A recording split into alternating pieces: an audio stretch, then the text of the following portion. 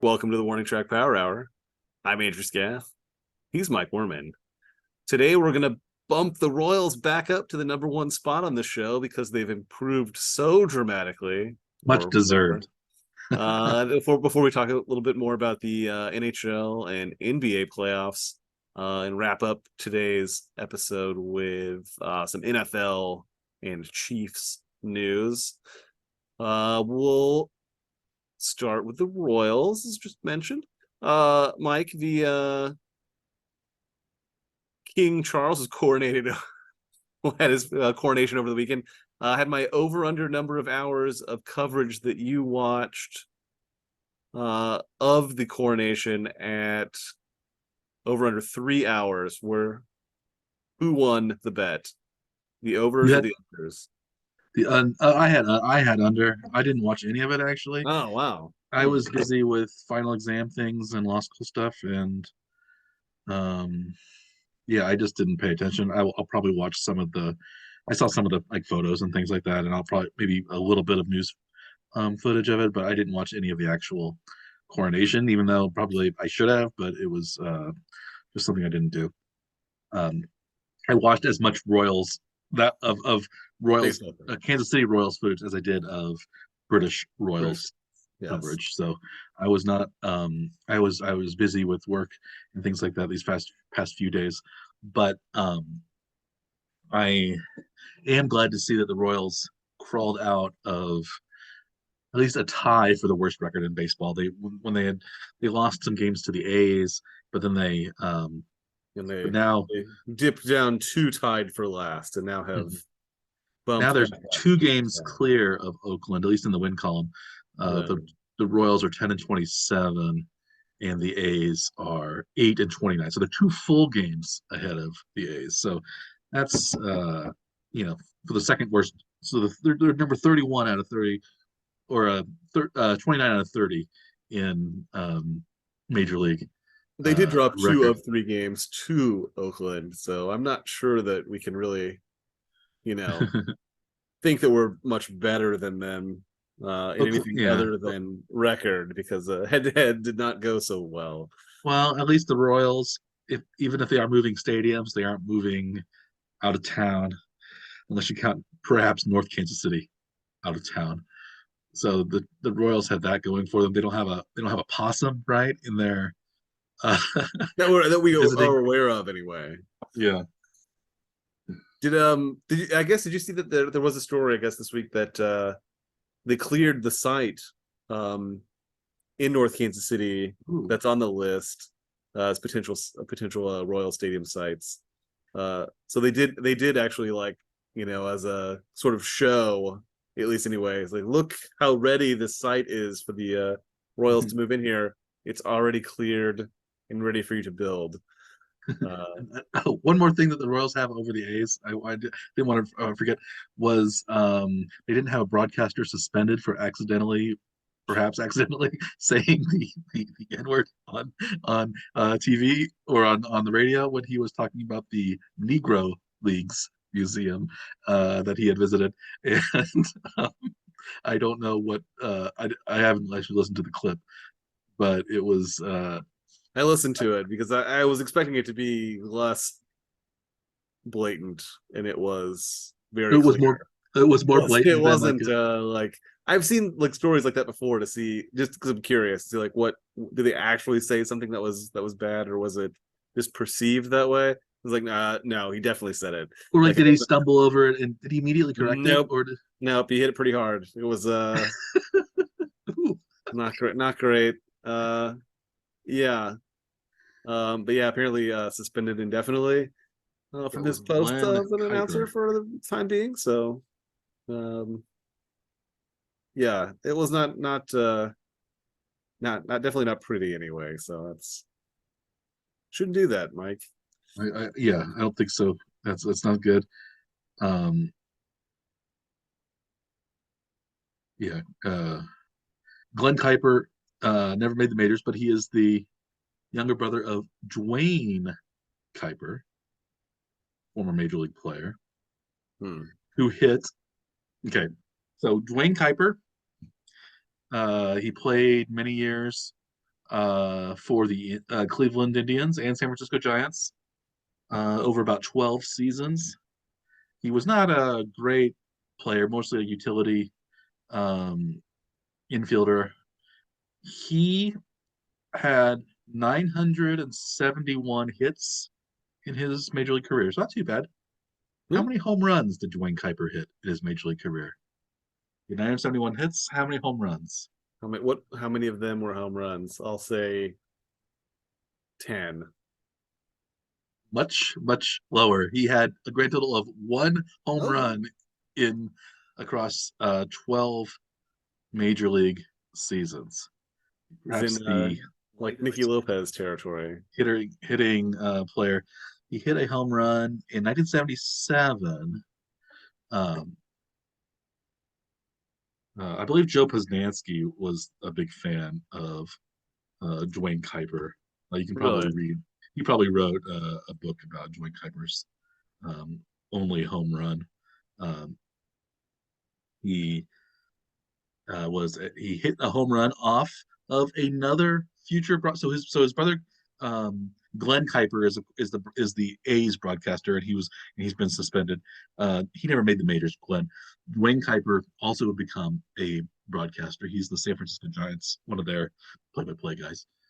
He hit his home run off of Steve Stone of the Chicago White Sox, who would also become a Oh yeah. major league broadcaster. I think Steve Counting. Stone kind of replaced Harry Carey when Harry Carey was uh, on the was going off the rails and about ready to um, no longer be with us.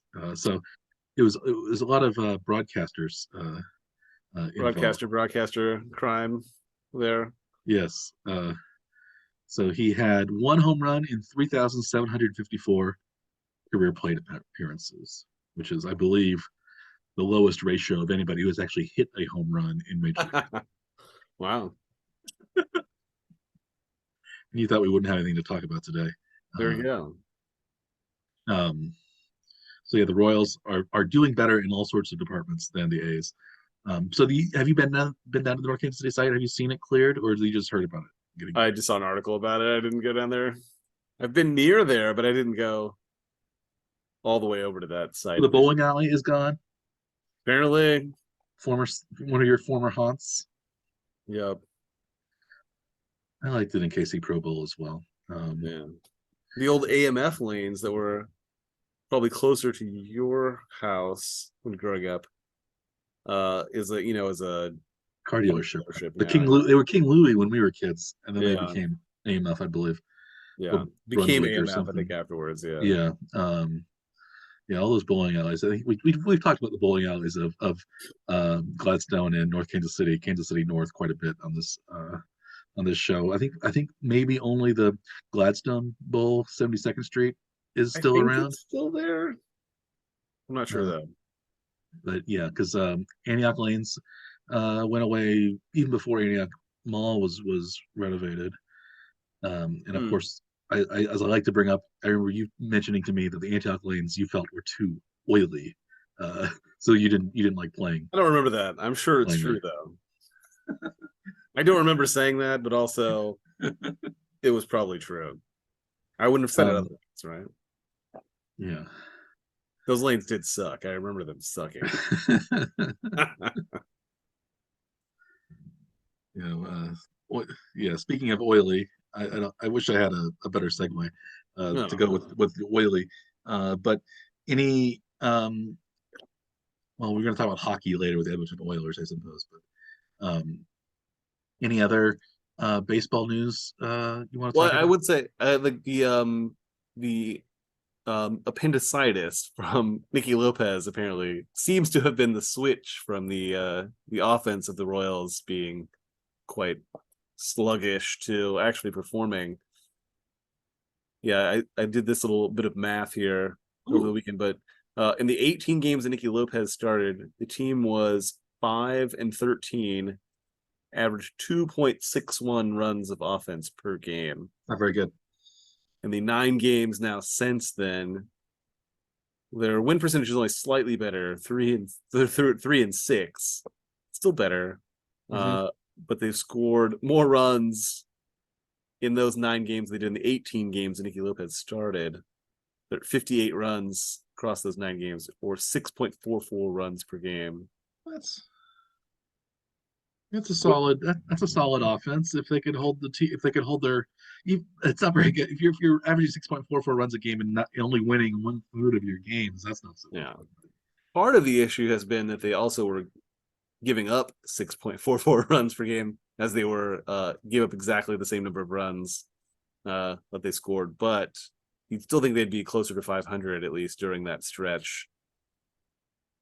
Yeah, But man, the starting pitching was that pretty awful in that, at least in that first week, and has improved somewhat, but they have not they did been quite they as did lucky. manage to win 10 games by the end of the homestand. They did not manage to win 10 games by the time Lorenzo Cain retirement ceremony took place. Did you look at the attendance numbers for the Royals There since was they one started their one homestand in Baltimore against Baltimore?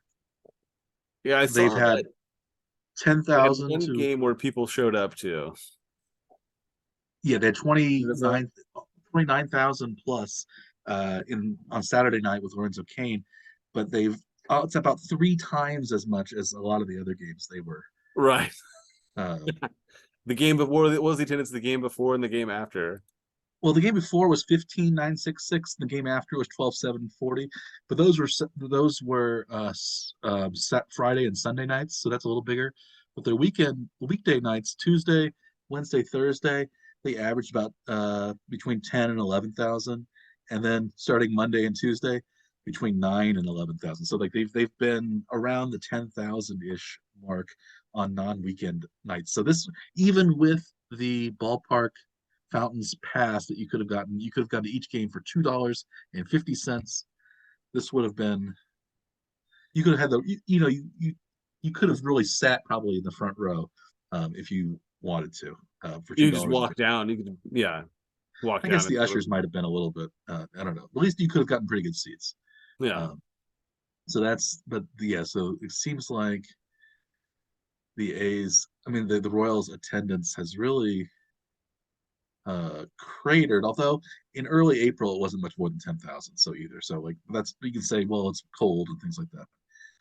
Now the weather's heating up. School's starting to maybe get out Just at now least starting to warm up. Yeah, somewhat they've been soon. doing these really early start times too, which does not make it easy. I think to get to the games, because Yeah, with they've the been pretty shorter early games season. now, I think we had talked about maybe they can move back to starting at 7:30 rather than. They've actually moved them up for the school year portion of the season. So yeah, they're at 6:40 start time p.m. locally. That is And so very. most of the games are over by 9 o'clock then. So uh, Still nobody's there. well, I think it's because it's too early. Yeah, It's that's is true. my opinion, at least, anyway. It's hard to get from work, yeah, all the way over to the game, especially if you're work far away or navigate traffic through rush hour. Um, but so the Royals are 10-27. Looks like they're going to be drastically under our prediction. One team that seems like they might be over my original prediction still is the Pittsburgh Pirates. I am Hmm. they've only 2-8 in their last 10, but they're still 21-16, leading the NL Central. I am wearing a commemorative 1971 Pittsburgh Pirates World Series T-shirt that I got for free a couple of years ago at PNC Park on the 50th anniversary celebration of the Pirates 1971 World Series. They also won the 79 World Series to kind of bookend the 1970s. There you go. Can you name any of the Pirates players on either of the 71 or 79 World Series teams? I would There were at least two Hall of Famers. guess maybe one from the 71, but Who's that? um Clemente, Yeah, Roberto Clemente. Yeah, he died I guess. soon after, I believe, the 71 World Series. I'm not sure um, what he died in uh, 19, at the end of 1972 season. So he died New Hmm. Year's Eve 1972 on a humanitarian mission to Puerto Rico, I believe, um, or coming back. He was doing some sort of humanitarian work in the Caribbean, I believe, in the off Hmm. season. He retired. He died. Do you know how many hits Clemente had when he died? And wasn't he like one shy of 3,000 He was or exactly I was 3,000. exactly at 3,000. He had exactly 3,000. So you were really close. Yeah, Yeah. exactly 3,000 hits. Um, Other notable players for that 71 Pirates team was Willie Stargell, uh, and let's any other. Uh, Now Oliver was a decent player. Dave Cash, no relation to the uh, our neighbor David, our former neighbor David Cash. Bill Mazeroski was still on. This is another Hall of Famer. Bill Mazeroski was still on that team. Oh. He was the hero of the 1960 World Series, I believe. Hmm. Um, but in terms of pitching, um, uh, some, uh, there were two. There was they both had the Pirates had player both two players both named after animals. It seemed like, or three actually on the Pirates had animal last names or first names. They had Really? John Lamb, who only Yes. appeared in two games. Bob Moose, Ooh. who was kind of the number five starter, and Mudcat Grant, who was a relief pitcher. Do you know what So Mudcat? which Hall of Famers were on that team then? Bill Mazeroski, um, Willie Clemente? Stargell, and Oh, Willie Stargell. Yeah, yeah. Roberto Clemente. Mudcat Grant was the first black pitcher to win 20 games in a season in the American League. Hmm. Uh, and he pitched two complete World Series victories in 1965 for um, uh, the the Minnesota Twins, Hmm. um, because the Twins didn't win the World Series that year. That they lost to. I'm not sure who they lost to in 1965, Cardinals or Dodgers in the movie. But Mudcat Grant, he was James Timothy Mudcat Grant Hmm. Jr. Mudcat was not his given name. Mudcat was not his given name, no. But But Moose was Bob Moose's given name. yes, because that was his last name. I guess it wasn't his given name; it was his surname. But probably the most famous pitcher, though, was starting pitcher Doc Ellis, who um, won 19 games, 3.06 ERA. Do you remember Doc Ellis's most famous achievement? Uh, was he the player who like threw a no hitter on LSD? Yes, that was Doc Ellis. I think it was the What previous. talking? Either the previous or next season he threw a no hitter high on LSD supposedly. So yeah, that was. They had a colorful team. Did I guess so. They also had almost four players with animal last names. Their starting pitcher with the lowest ERA that season was Steve Blass, Blass. If only the L were not around, he would Steve Bass. But yeah, so that was. I don't know why I really want to talk about the 1971 Pittsburgh Pirates, but the Pirates that year they played at Three Rivers Stadium. Um, they didn't. They only had a 1.5 million uh, only 1.5 million people were attending those games. So they were Hmm. seventh out of 12 in the National League, which is strange, right? For a World Series team, you would think they'd have higher attendance than the Yeah, 1.5 million because they like when the Royals were good, they were averaging more than 2 million per. yeah. 1.5 million is less than 20,000 uh, per game, which is interesting.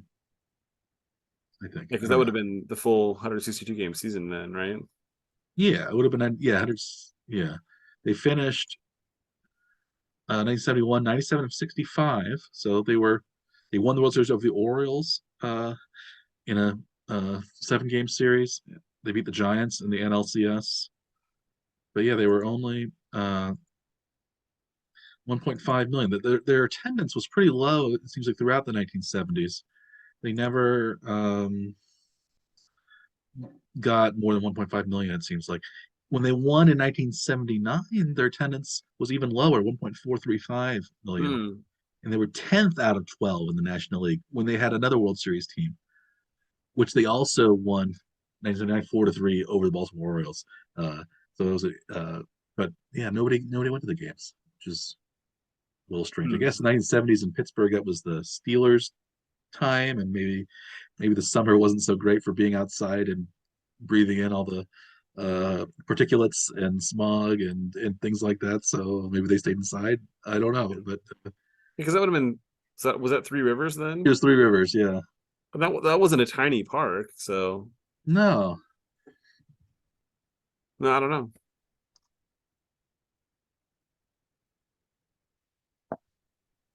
yeah. Three Rivers Stadium baseball capacity was almost 48,000. So It's a big park. uh, yeah, they could have had a lot more people at those games, but they didn't. I guess they didn't have enough T-shirt giveaways like this one. Must be That's it. how you really. That's how the Royal. That's how you really bring people into the ballpark these days. Um, but anyway, do you want to move on? We were talking about enough about baseball, perhaps. You want to Sure. talk a little bit about the NBA playoffs, Sure. how those are shaping up? Who do you who do you like out west? Who's going to emerge as victorious in the Eastern Conference? Well, let's see. The Lakers are up 3-1 over the Warriors in the West. And let's see, as of right now, I think Denver is up 3 games to 2. Yeah, they just won tonight, 118 to 102. Philadelphia is also up in Eastern Conference 3-2.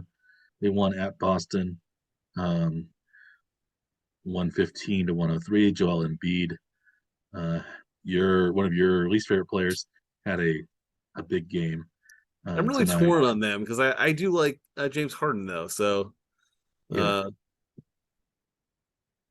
I found it enjoyable though that they were winning without Embiid. Embiid came back and they got crushed in Embiid's first game back.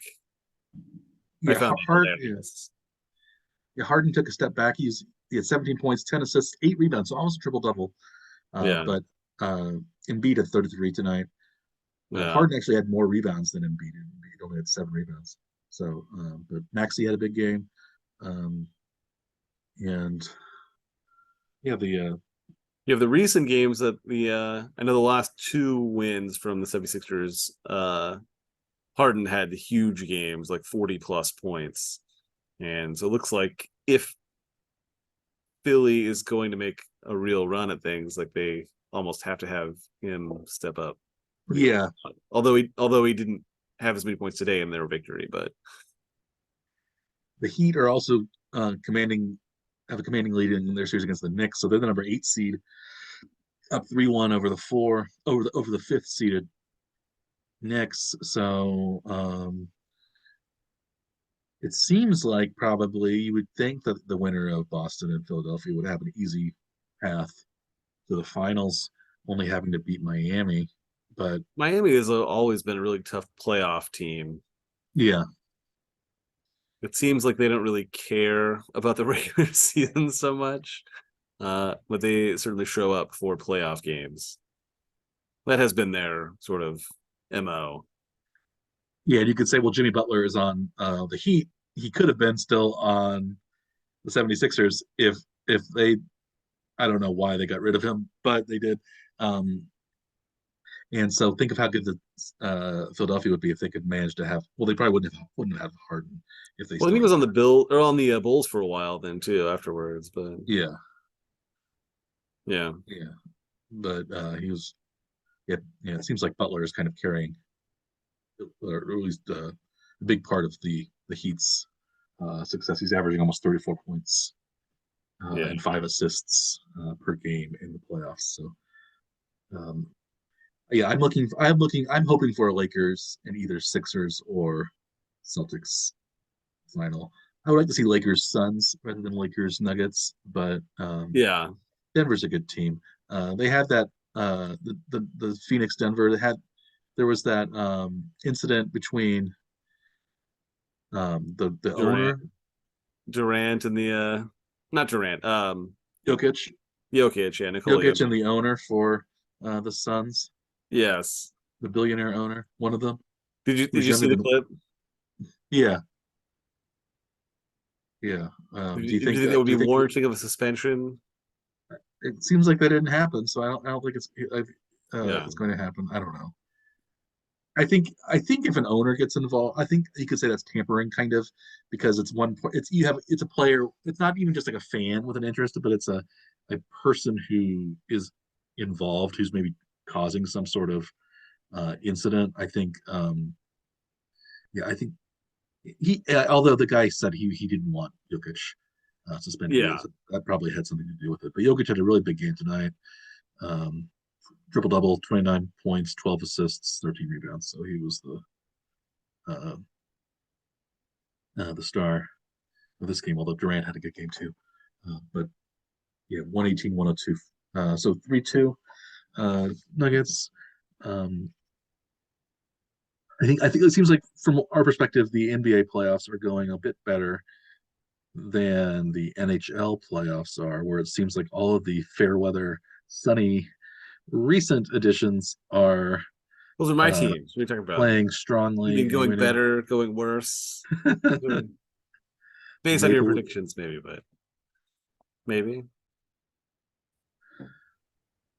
they've lost all three games to the Panthers. The Hurricanes are going to beat the Devils, it looks like, unless something miraculous happens. Three games. I think they're up 3-1, and then uh, Vegas and Dallas are both um, either winning or tied in their series. So, although I don't Do, know if I would want. you do you think Florida is like the hot team right now? Since they beat Boston, who had the best record in the NHL, the history of the NHL regular season, and now up 3-0 in their series, in the second series, right? Are they the team to beat now? Possibly, although you could say maybe it's Carolina, because Carolina was the other number one seed Hmm. in the East, and they're up 3-1 over the Devils. So, uh, I wouldn't. I guess. I guess. I don't know, but perhaps maybe it is the Panthers, simply because they've won four straight and are cruising right now. Well, they're knocking off the top seeds though, right? So Yeah, they're knocking off the one and a two. Yeah. yeah. Um, Are you yeah. are you watching any of these games or parts Not or all of really. them I or any of watched. it? I've watched highlights. I watched some of the Boston, Florida series, and I've watched a little bit of the Edmonton, Vegas series when I've had time. Since it's been final exam time period for me, so I Yeah. haven't really been doing a lot this last week in terms of watching sports. So I'm looking forward to maybe getting a little bit more time in the next couple of weeks. But yeah, I want. Um, yeah, I want. I don't want the warm weather teams. Yeah. It's Nothing new hockey. It's and supposed to be nothing cold. warm. That's what you It's said on last week. ice. Yeah, I don't. I so the Edmonton is the Canadian team that's still kind of in it, unless you think that Toronto is going to battle back. But um, They're still playing games at least anyway in yeah, Toronto. yes, Toronto can win four straight. Edmonton um, is only down 2-1, Yeah. so that's not too bad. Um, so that's what I want to see. Those I want to see. Yeah, Toronto, Edmonton. If failing that, I guess the Devils against Edmonton, or maybe Seattle, since uh, they have a history of hockey going back to the 1917 Stanley Cup Yes. we talked about last week or 2 weeks ago. Now it's Yeah. hard to remember our journeys through the I think that was past. just last week actually. So Was it last week? yeah, I think so. Okay. Um, I don't have much else to say about hockey. We'll see how these series turn out, and then we'll have the probably by the time we come back next week, we'll have both the Eastern and Western Conference matchups Yeah. set, or maybe Maybe unless have they a go game in. some of these series go longer than we think, we might Yeah. not.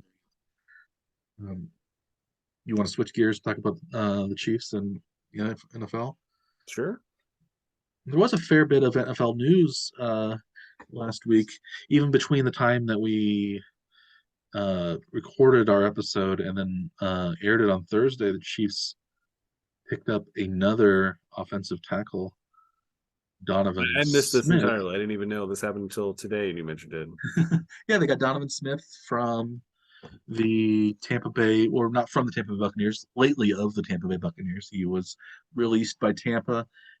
He had been their starting tackle for nearly a decade. On the And left side? on the left side, yeah, Tristan Wirfs was on the right side.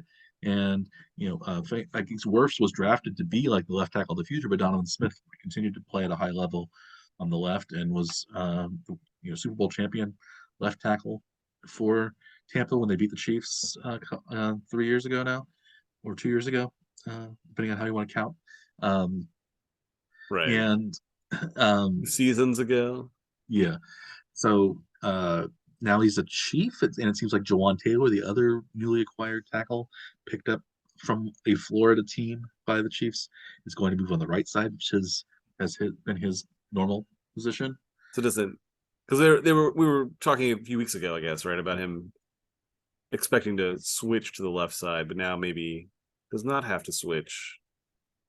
At least not this year, we think. At least if Smith plays well, he's got a fairly small contract for somebody of his caliber. He was injured last year, so maybe he's possibly thought to be washed up, at least in some circles, I guess. Hmm. Why he signed a contract for. He's only 29 years old, so he's washed up. He's 15 years younger than we are, uh, but he was born in 1993. Oh, he's almost 30. He'll be 30 in June. But former Penn State uh, alumnus, and yeah, he played for 8 seasons for Tampa Bay, and When was he drafted then? he was drafted in 2015 at the 34th overall pick of uh, the draft, and he had signed a decent sized contract, but not one as but was released last year before the last year of his contract. So right now it looks like um, he'll play left tackle, but the right tackle, Jawan Taylor, is going to make $20 million this year, which is as much as a lot of left tackles, not even a lot of left tackles make. So the Chiefs have really invested a lot of money into their line. Do you think this makes the Chiefs' offensive line better than it was last year? Um, Orlando Brown, Andrew Wiley out, Jawan Taylor, Donovan Smith in, with the same three in the middle. I mean, it seems like it. I don't know. I don't know how to evaluate tackle play is really what it comes down to from my perspective, at least anyway. It seems like they've added guys that, have been around the league, so it's not like you have to start from scratch. So as long as Donovan Smith is healthy, it should be at least a lateral move at left tackle, right? And Yeah, I think that's the hope, and I think maybe overall lateral move, but I think they think that Smith and Taylor provide an upgrade for pass blocking, which I think they hmm, see as more necessary to protect Patrick Mahomes than having a good running game. yeah. And so I think Orlando Brown especially was seen as more of a run blocking tackle, and so the Chiefs, they run the ball occasionally, but I think in terms of pass blocking and pressures on Mahomes, they want to keep him as uh, pristine as possible. Upright and untouched. Yeah, exactly. And I think usually the sacks seem to come from. This is, I guess, it's normal. It's the outside guys that get most of the sacks, but the inside was very solid with Humphrey at center and the Tooney and um, Smith as guards. But the right and left tackles were the places it seemed like where uh, you could get pressure on the Chiefs. Um, and so I think maybe they think it's a change of pace is gonna do well. And if I guess if Smith can protect a geriatric Tom Brady fairly well, he could probably protect a relatively more youthful Mahomes. And they still have some depth with other players to tackle, like on the roster still, so they're not having to go too far outside of who they know. Yeah, um, for at least for backups too. So if there is an injury, they aren't, hopefully dropping off so far that it's a real risk to Mahomes' health. yeah. Because last week we were just talking about, well, they drafted Wanya Morris. We thought was going to challenge Lucas Niang maybe on the right side.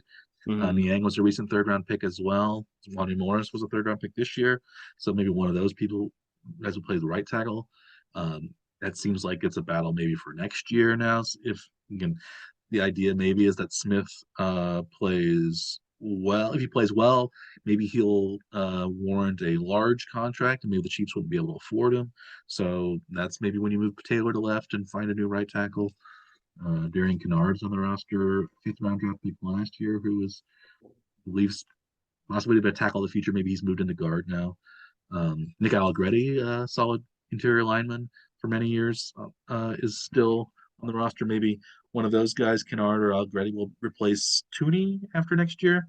Um, Don't forget Winogo though, right? Too. oh yeah, Prince Tega Bonoko, who is also was seen as a tackle of the future. So there's a lot of good players. It seems like the Chiefs have, which is, they're going to have to let go some of these players probably, uh, if not this, maybe this year even, just to try to, there's only 53 people on the roster, salary cap issues, um, especially uh, now since it seems like maybe Patrick Mahomes is going to get even more money uh, because he's been passed by a lot of quarterbacks the last year or two in terms of average annual salary. There's rumor that he will receive a new contract before the year starts. Have you heard anything about that? Yeah, I read one article just recently that mentioned that they're suggesting maybe adding a couple of years to the end of the contract at higher values. So I think now they're past some of that, area where they're trying to save as much cash as possible early in the contract, but maybe now they can, use it as a bonus kind of thing too, and they may be a little freer with cash, um, you know, sooner rather than later even too. So, uh, Yeah, but I guess that there are ways to like tack on additional years at high value to get the overall average up higher. So there's a lot of apparently accounting work that goes into like what the value of the contract is and the average annual value. and it seems like You know, maybe at after the that fact. point, whatever he's making, 50+ million will be less uh, than even what other people are making too. It's like you going that far in advance. It seems like with inflation and of quarterback salaries, whatever the Chiefs end up offering is probably going to not be the highest paid. Not going to make him the highest paid player in that year. So, but Yeah, it's one, yeah, and maybe it doesn't even matter because since those are the years that are going to get changed around and things anyway. So just maybe symbolic. Um, but I don't know if Mahomes really cares if he's the number one paid guy all the time. Maybe he does somewhat, I think, but I think he likes to be recognized as the best yeah, for sure. Um, yeah, we'll see. We'll see what happens with that. I think Chris Jones is probably needing a contract restructuring extension to possibly make the salary cap a little more manageable this year as well. yeah. Um, so those are economic issues that are not quite as fun to talk about. Um, I wanted to mention one other Chiefs news story from the past couple of days, and that was involving Isaiah Pacheco, uh, seventh round draft pick who had such a good season for the Chiefs this past year. Pacheco was apparently injured during the playoff run. He had a broken hand and a torn labrum in one of his shoulders and had surgery on that. So he was uh, in the Super Bowl at least with all those injuries. Did you notice any of those injuries or what? Well, it did seem like he wasn't popping up quite as fast as he would normally in the late in the playoff run, but that's you guess maybe just wear and tear over the course of the playoffs, but I wouldn't have guessed broken hand and torn labrum, both that would require surgery in the off season. That's a little surprising to hear.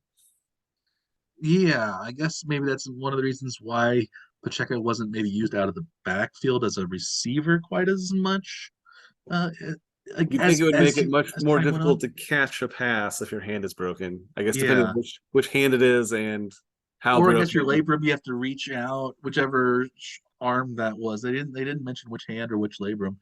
Uh, Yeah, so I think it was a shoulder labrum, not a hip uh, labrum. yeah. But yeah, so that was interesting. Uh, Does that solidify his tough guy status then too to play in a game like that with multiple injuries that require surgery? I think it really does. It's yeah, remarkable. He guess he's young too. He's a kid, so maybe when you're a kid, these things don't hurt quite as much as they do when you get to be our age for sure. But yeah, it makes I think it makes his performance even more impressive, and the Chiefs' victory even a little bit more impressive. I know everybody's banged up and things like that, and there were some news stories about these other guys getting surgeries and things like that. Mahomes, of course, was hurt as well, but yeah, I think this only is going to probably win even more fans over for Pacheco. Um, did we talk about Jared McKinnon signing with the Chiefs last week? I think we did we know it yet, or we think he was about to be signed? Maybe is that what it Yeah, was? yeah. Yeah. So the Chiefs have two running backs plus Edwards-Helaire still on the contract. So the top three running backs from last year are still on the Hmm. team. And Edwards-Helaire presumably is going to be healthier than he was towards the end of last year. So it They might picked be up a couple guys in the undrafted free agent class as well, I think. mhm. So they've got some extra depth seemingly at the position Yeah, yeah. going into the training camps. We'll see if any of those undrafted free agents end up making um, the roster. Did Do you remember if any of the undrafted free agents made the Chiefs roster last year? I was looking at kind of that stuff earlier, but I didn't look I at the don't most believe any. recent I don't depth believe any. I don't believe any did. According to my quick from check. from last year. Yeah, 2022 draft. No 2022 draft picks were undrafted free agents by the Chiefs. 2021 draft. Uh, Malik Herring was an undrafted draft pick, and he made the roster. I guess he made the roster again this past year. He and Joshua Kaindoh were kind of the fringe defensive ends that were kept. Hard Yeah, to see if I would doubt both of them are going to be on the team next year, or either of them, maybe with the Amenihue pickup in the Uzama, Adina K. Uzama draft. Um, but we'll see what happens with the Chiefs roster. Still a lot of time. Any other oh, you NFL floated news? it. Tommy Townsend was an undrafted free agent. The Oh Chiefs. yeah, his brother Johnny Townsend was also a punter. He was drafted the year before by the Raiders. Uh, he's also been on the Chiefs practice squad, but he was, I believe, a fifth round or sixth round pick in 2019. Hmm. Um, but Tommy, it seems like, has had the better NFL career. Tershawn Wharton was also um, a undrafted free agent from the former University of Missouri Rolla, aka Missouri S&T. Do you ever call it must, or I always called it must because it's funnier. is it still Rolla to you? I think of it as Rala, but if I see it written out, I always think of it as must. Must. Missouri University of Science and Technology. Uh, Tyler Huntley was also an undrafted free agent in 2020, who was a Pro Pro Bowler Bowler Tyler Huntley. last season. Yes.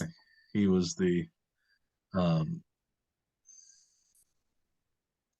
uh, Pro Bowl replacement in the AFC, and who did not do terribly well, if I remember correctly, in the skills challenge. He may have cost my team a victory uh, in the skills challenge, but um, it seems like will not have to be the starter anymore in Baltimore because of Lamar Jackson got this big contract. We didn't, I don't think we actually talked about that last week, though, did we? I don't. It's hard to say. I think we Yeah. did mention it briefly. Yeah. Um, but yeah, Jackson got his contract, which is basically the exact same contract that Jalen Hurts Well, maybe we did got mention it. Yeah. got right, maybe $1 million more here or there, Yeah. but it was essentially the Hurts contract. knowing what you do now, would you rather have Hurts or Lamar Jackson for the same amount of money for 5 years? If I am which team? Any team? Any Like just team. me. Who would I rather have? Yeah. I'd take Hurts because he has less injury history and has gone deeper in the playoffs. That'd be my Yeah, I a could see that. little bit younger. I would take Lamar Jackson because I think he's more explosive and dynamic. Yeah. Um, but I think it really depends on on which team you have though, right? Because if you have like really good receivers, then you probably don't really want either one of them because they're going to run so much that it doesn't really matter what receivers you have. well, that's what the I guess that's what the Eagles have, and it's what the it's not what the maybe it's what the Ravens will have because they have Odell Beckham and some new pickups, Zay Jones, Zay Flowers. But Right. if I were the Jets, for example, I would rather have either of those players than an aging Aaron Rodgers. Although Aaron Rodgers seems to be a little bit reinvigorated, and he's been seen about town at the he was at the Met Gala that Patrick Mm, Mahomes attended. mm. Mahomes has been really out and about. He went to the Met Gala, which is like the fancy um, Anna Wintour thing, and then he went to the Kentucky Derby where he announced gave the announcement for the riders to mount their horses, and then he Oh, went to the Miami Formula One Grand Prix race. So he's been were those on the same making the day? Or rounds. were they They were the same weekend basically, same so I don't know weekend if at they're the least same. anyway? Yeah, Wow. yeah, he was a. I know Josh Allen. A lot of NFL players were at the Kentucky Derby. Did you Hmm. watch the Kentucky Derby? Totally forgot about it. I watched the Kentucky Derby. Mage won that Is race. that who you picked? I forgot to turn in my pick, so I get no credit for No, anything. it was not one of the ones I picked. I thought of his name as a potential one. Um, his grandparents are interesting. His grandsires, his grandsire and his dam sire. So his dam sire was be his maternal grandfather. His his paternal grandfather. It was Curlin, a um, a Preakness 2007 Preakness winner, also a big winner in the mid 2000s, Horse of the Year 2007 2008, and his other grandfather is Big Brown, who won the 2008 Kentucky Derby and the 2008 Preakness. So he has very strong bloodlines. So maybe we should have seen Hmm. um, Mage coming. My daughter Marie is a big horse fan, and she said that she liked Mage the whole time. So she I believe predicted. Um, You better get your life savings ready to bet on yeah, the next race that comes up here. yeah. It's not very far. It, It's not too long away, right? Isn't it? A couple of it's weeks. it should be in 2 weeks. Yeah. Uh, in yeah, uh, yeah, it'll be May 20th. So 10 days from this airs. So yeah, 2 weeks from the preview from the Kentucky Derby, and I believe 3 weeks after the Preakness is Belmont. So I assume that Mage will run in Preakness. So you and I have 1 week to prepare for our like betting spectacular Yeah, around the next horse race. yeah. Right now, Mage is the 3-1 favorite. So the big favorite of I believe um, was a horse that was scratched right before. Um, No. I can't Well, remember. that's got to be infuriating to the betters, then, isn't Well, it? that was, I believe, um, um, uh, there were several horses that died uh, over the Derby weekend, so that Yeah. was kind of marred uh, um, a otherwise exciting event. But yeah, Forte was the um, favorite who was scratched right beforehand. So I don't know if he's going to. He had a bruised hoof or something. I'm not sure if he's going to Hmm. run in the um, Preakness. in the final race, but it was um, Yeah, Mage, who was a 15-1 favorite, or 15-1 underdog to win Hmm. that race was first. And Hmm. yeah, so we'll see what happens a couple weeks. I'm not really a big horse racing person, but I end up paying attention to horses a lot more because of Marie. Uh, we watched some of the Kentucky Derby events, other Kentucky Derby events as well this past weekend. So You'll it you'll was have fun. you'll have to get her picks in for the next race on our next I show. will. Yeah. You can have Yeah. your own Knowing, picks, but also have her picks too. yeah, knowing what, yeah, if I had paid attention to knowing who um, Mage's uh, bloodlines were, maybe I would have picked Yeah. that. Oh, his father as well was named Good Magic, who finished second to Justify, the Triple Crown winner, Oh. in the Kentucky Derby in 2018. So that's maybe something maybe I'll have to look in for next time, is just to see whose uh, parents and grandparents these horses have. Yeah, well, maybe we can do that and see what the Vegas odds are. So what's more accurate, the lineage or Vegas odds? Uh, put them head to head and see who's better at predicting outcomes. Yeah, yeah. Well, yeah. I guess. Yeah. We'll. Past performance. It's. I don't know. It's probably whatever the. I don't know. As time goes on, it's whatever the gamblers know. Um, and I don't know if it's probably a fool's errand to get too deep into this unless you're really, really, really good. But Degenerate Gamblers edition next week. Is that what we're saying? perhaps we'll have to. Well, yeah. I guess we'll have to do that next week. And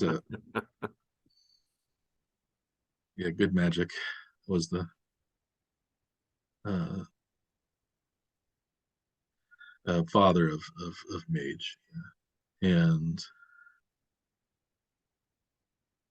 yeah, we'll see. We'll see. His his uh, his trainer was from Venezuela, uh, Hmm. as different from mostly American or Japanese trainers, I think, in the race. So it's maybe something to I don't know, something to celebrate, I suppose. But Yeah. I don't know what else do we have to celebrate. But maybe we should celebrate the potential ending of this week's episode. I think we've been rambling a little less maybe than usual. Perhaps because we were rambling so much more than usual before we went on the air. It's Possibly. 2:09 a.m. currently on Wednesday morning here in the East Coast, where I am located. So um, it's definitely probably time to sign off. But we'll be back next week to talk more about the Royals, who hopefully will have at least 13 wins on to their resume. Maybe closer to 15 if we're really lucky. Ooh. Wow. Well, I don't know. I'm predicting. Well, yeah, I think I don't know. If they have 15 wins, I will be ecstatic. Uh, You they know, would, I don't believe there's an off day, so they've got more opportunities for yeah, wins, they'd more be losses. approaching. Yeah, they'd be approaching um, maybe a 350 winning percentage if they went 5-2 over their next 7 games. So that's still really Yeah, bad, but not you're getting kind of as crazy here, Mike. bad as things could be. We'll see what happens with the NHL and NBA playoffs. We'll find out a little bit more about the NFL, but it's really we're just treading water and talking about a few roster moves here and there, or notable uh, incidents off the field. So, but we still have to fill every week here on the One Trick Power Hour. So we're gonna cram it with as much as many insights, as many anecdotes as we can. But those will have to wait until next week. So until then, I am Dr. Michael Warman. He is Dr. Andrew Scaff. We are the One Trick Power Hour. Please like and or subscribe to our little podcast here, which seems to be growing in viewership over the last couple of weeks. If you haven't noticed, we're getting into the dozens of viewers now from the maybe we'll say handful of viewers that we usually get Yes. on YouTube. Plus, I'm not sure what our podcast listeners It's how some. many they number. What It's some. It's some? less Yeah, than YouTube, but it's some. It's a yeah. I'm sure non-zero. there's a lot of shut-ins and death row prisoners that I'm sure find some solace in hearing our voices each week. Must And be. that's who I assume that was. That's who I assume listens to us. It's but maybe they're more run of the mill types. Your bakers, your your liverymen, your seamstresses, anybody from the 19th century that might be Stevedores, maybe. stevedores. Yeah. Yes.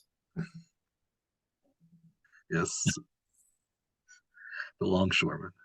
But I like the stevedores as well, using their cuspidors. I'm sure spitting every uh, 2 to 5 minutes because of their tobacco intake.